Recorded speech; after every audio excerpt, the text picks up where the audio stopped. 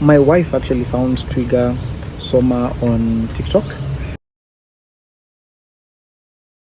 We found Miss G very knowledgeable. She had experience in teaching kindergarten schools in different curriculums. So we came for an initial meeting, and once we got to understand what exactly Twiga does, how exactly they work on just pre-primary and lower education, how their books are structured, how they've structured their writing, how they've structured the handwriting, how they've structured just learning, how the learning process for the children is.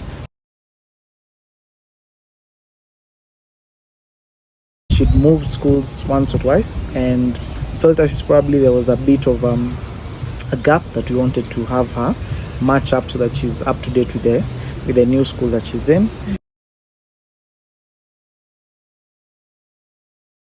My daughter actually wakes us up in the morning on Saturdays just to get us, are we going to see Miss Chris, Miss G, to this week? And so she's always looking forward to her classes. She's always happy to come here. We've seen the difference even from how she writes, how her handwriting is, how much she concentrates. And I think the biggest lesson is this. Anyone who comes to Miss G's class will know what this is. It's about hand-eye coordination and just helping them know that once they start using these three fingers, it becomes much easier to write, to do all these things as she goes along.